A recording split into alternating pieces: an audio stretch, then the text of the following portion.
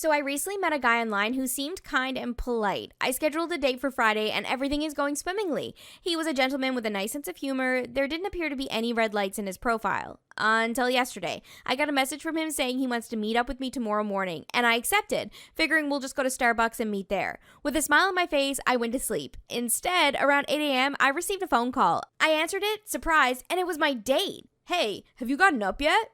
"I just awoke." "It doesn't matter how you look. Your mother terrified me out." "My mother?" "Yeah, she noticed me parked across the street. She waved at me and I waved back, but she was creepy." "What time did you come over here?" 5:30 a.m. My stomach sank. I checked my messages after the phone call. I was getting texts from 5 a.m. with a picture of my house and a message, "Do you live here?" I didn't give him my address. I just simply told him to directly meet me at Starbucks. Someone recognized me, so I moved, he texted in the next message, which included a photo of my neighbor's house. Obviously, I was terrified, and I knew that my mother and neighbors were probably terrified as well. I began to panic and began contacting my friends, desperate to check to see if anyone was awake and could assist me in any way. I get one response in a group chat, but out of fear of being judged, I lie to her and say I took care of the matter. I persuaded myself to leave the house and confront this man. "Hello, princess, how are you doing?" He was in my neighbor's yard, perhaps looking for me through their windows.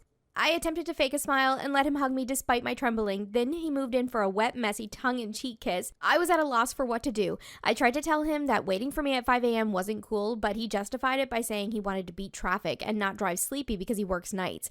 I tried to put myself in his shoes and shake it off. I got into his car and we tried to have a date that was as close to a regular date as possible.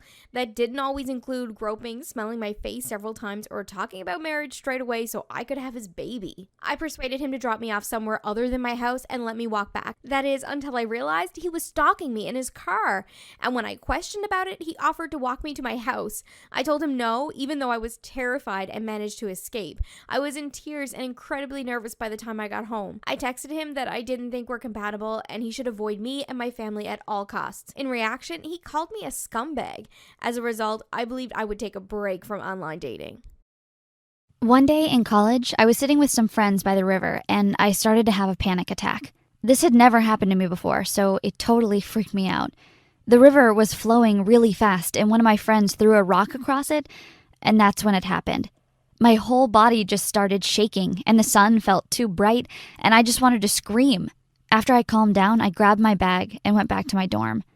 I was so embarrassed and I just needed to be alone for a bit. You see, all I wanted was to fit in. My whole life, I'd been bounced around between foster homes, and only once I reached college did I finally have a room of my own. The first day was really hard, though. Everyone's parents were dropping them off and helping them unpack, and I had no one. I guess you could say I'm an orphan. My mom died giving birth to me, and then my memories go kinda hazy, but there was an accident of some sort, and then I don't remember much. I must have knocked my head really badly because I don't know what happened to my dad. The man who found me after the accident and looked after me said my dad had died in the accident.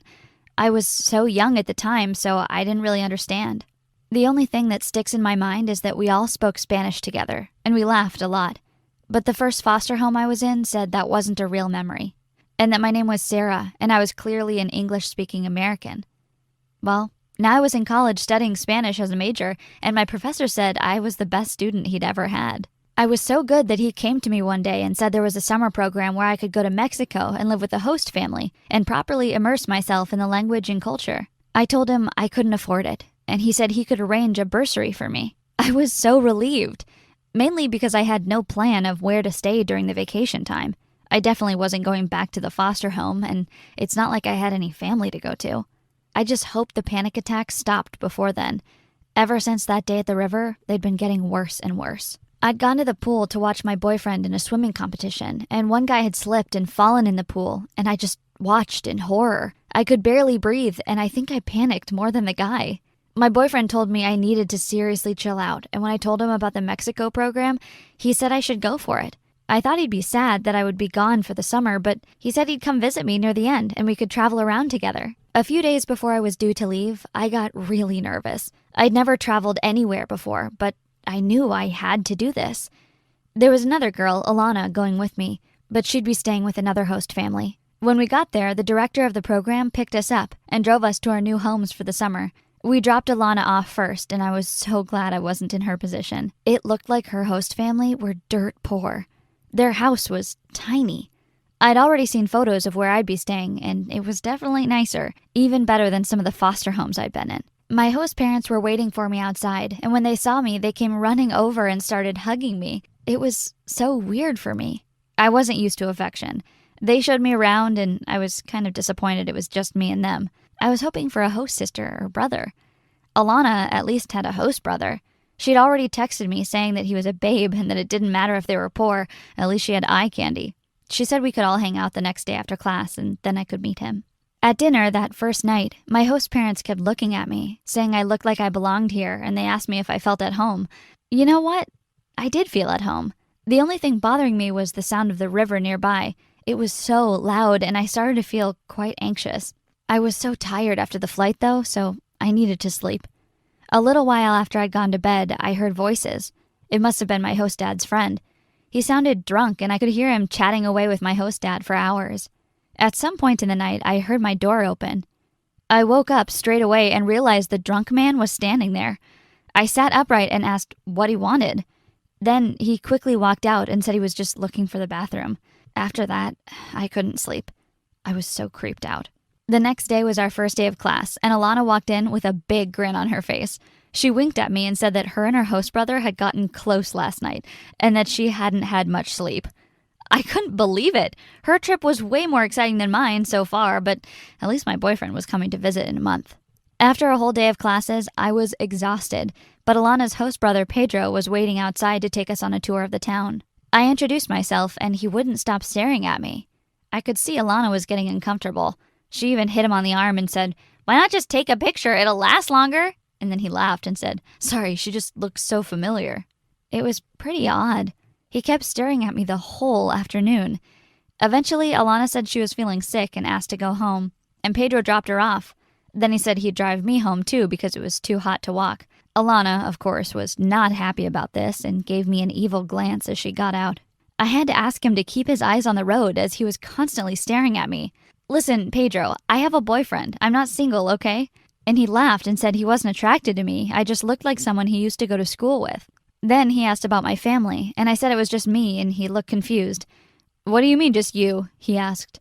And I explained I'd spent my whole life in foster homes and didn't have a family. Then he reached out and gave me a hug and said, "We are your family now." Wow, these Mexicans were full on. I mean, I just met this guy today.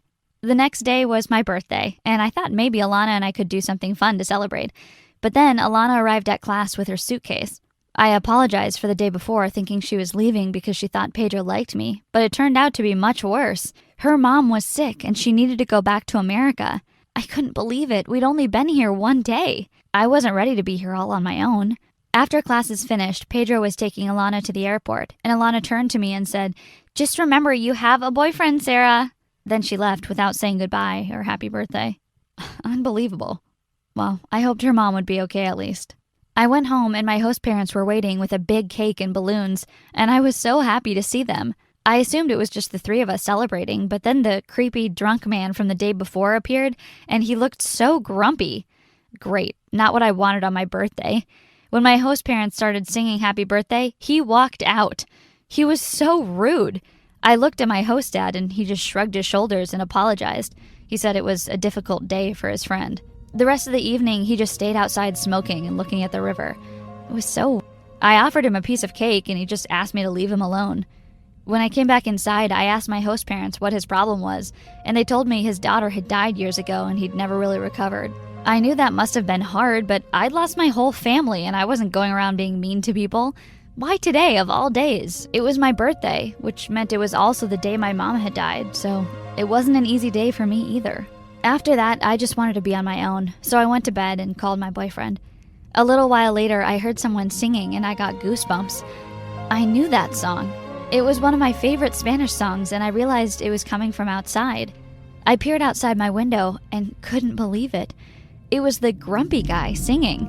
I felt kind of bad for how I'd complained about him to my boyfriend, so I went downstairs and told him I liked the song and that he had a nice voice. He was clearly drunk again because he just looked at me. I thought he'd at least say thanks, but I realized he'd been crying, and then he just walked off. I decided to follow him. I was so worried he'd fall in the river or something. "Hey, let me walk with you," I called after him. I then caught up with him and grabbed his arm just before he tripped and fell. There was something about this man that made me curious, especially because of that song. I hadn't listened to it in years because it always made me emotional. I wanted to make him feel better, so I told him today wasn't the best day for me either. I didn't think he was really listening, but I felt like I could connect with this man. We both lost people we loved, and that wasn't easy. We reached the river, and he still hadn't spoken to me. He didn't even acknowledge what I'd said. He just sat down, lit up a cigarette, and then started crying. He was saying something about how she would have been 19 years old today and how it was all his fault. I asked him what he meant, and he said he'd been the reason she'd died. And then he told me his son had also left him, that he'd gone to live in another city because he couldn't stand being around his grumpy father. I mean, I couldn't blame the son, but also that's hard. Now he was here all alone, and I definitely know what that feels like. Suddenly, he just got up and walked away, and I decided to sit by the river for a bit. It was really late, but for some reason there were still some kids playing on the other side of the river. Out of nowhere, I felt that tightness in my chest again. Why was this happening? I really felt like I couldn't breathe, so I lay down and tried to take deep breaths. And then it hit me. Another full-on panic attack. I must have passed out because the next moment I was waking up in some kind of hospital bed and my host parents were there holding my hands. The doctor came in and said I'd be okay and that maybe I just fell and knocked my head, but I knew that wasn't what had happened. I just didn't know how to tell him that water made me anxious and gave me panic attacks. It must have been about 2 a.m. by that point, and I told my host parents to go home and get some sleep, but they said no way, they weren't leaving my side. Suddenly, I wondered who'd found me, and they said it was Manuel. "Who's Manuel?" I asked, and they laughed and said, "Our old grumpy friend, didn't he tell you his name?" It dawned on me that I hadn't even bothered to ask his name. I couldn't believe he'd saved me like that. "Where is he?" I asked, and they said he'd been in shock and gone home. He hated hospitals. Too many bad memories, and I couldn't argue with that. When I got out of the hospital later that morning, I went home to rest at my host parents', and Manuel was there. He was carrying some flowers, and he apologized for treating me badly. I told him it was okay, and thanked him for saving me, and then he asked if I wanted to see photos of his little girl. Before I could even reply, he pulled out an album and started showing me baby photos, and then the last one he ever took of this girl, and it felt like I was about to have another panic attack. Except it wasn't because I was anxious. The little girl in the photos was me. I honestly couldn't breathe, and I heard Manuel shouting for my host parents that it was happening again. I couldn't stop crying. It all came back to me. That day at the river, we'd been so poor and the bridge across the river had been destroyed in a flood. Dad cared so much about getting us to school on time that he put us inside these big plastic bags so we wouldn't get wet and carried us across the river. But then, one day, the current had been really strong and I'd been pulled out of my dad's arms. "That's me," I somehow managed to say through my tears. And then I looked at Manuel, really looked at him, and it was him. It was my dad. I knew it. And then I started singing the song he'd been singing the day before, the song he always sang to me and my brother when we couldn't get to sleep at night. The whole time Manuel was just looking at me, and my host parents were suddenly crying too, and I've never seen a grown man cry like that before. He came over to me and started clinging onto me, saying, "It's really you, isn't it? I wanted to believe you were still alive, but this is like a miracle. I can't believe it." That day turned out to be the craziest day of my life. I came to Mexico to work on my Spanish, and now I was being reunited with my dad, who I thought had died. We went to the hospital to do a DNA test to check, and the police were there too. And when we got the result that proved Manuel was my dad, we were jumping around, crying and laughing, and I felt like I was truly at home for the first time in my life. The police filed a report and said that 14 years ago there had been some cases of kidnappings, and that they'd lost track of them once they'd entered America. I was obviously one of those unlucky kids. Probably someone had found me washed up by the river and decided to chance their luck. In the end, I decided to stay in Mexico. My degree could wait, but spending another minute away from my dad couldn't. We had so many years to catch up on. I thought I was an orphan, but actually, I had a father all along. And a brother, too. In fact, the whole town became like family to me, with everyone celebrating the fact that I was alive and well. The police are still trying to figure out what happened all those years ago, and I hope the person gets caught. But for now, I just want to enjoy every moment of being home. I found out my real name is Maria, so I let Sarah go. And my dad gave me my brother's number. Let me tell you, that was an emotional call to make. He's flying home soon, and I cannot wait to see him again. Oh, and Pedro had actually gone to school with me all those years ago. That's why he'd been staring at me. Unfortunately, my boyfriend broke up with me when he found out I wasn't coming back, but hey, Pedro's single. I'm an asshole for not telling my ex that he is a dad. For a little backstory, my ex and I were off and on for years, and it was very toxic. He was emotionally and physically abusive as well. 5 years ago, I got pregnant with our son, and when I found out, I was about to tell him. But he was going on a rant about how he never wanted kids and it would ruin his life if he ever had them. So I got scared and I didn't tell him, and I left in the middle of the night. Fast forward to now. I was walking with my kid and I saw him. He came up to me and we started talking. He then asked how old my son was, and I told him 5. He started yelling at me saying, "How could you keep him from me?" And also that he deserved to know if he had a kid. I told him I know he didn't want kids and I thought it'd be better this way. He told me he wanted to be a dad to him and that he wants custody. I told him no because of what he's done in the past, and he told me that I'd be hearing from his lawyer. A week later, his mother calls me, and I haven't heard from her in years. She tells me I'm a terrible person for keeping her grandkid away from her and the whole family. Personally, back then, I feel like I made the right choice by keeping him away from them. But now I'm not so sure. So am I the asshole?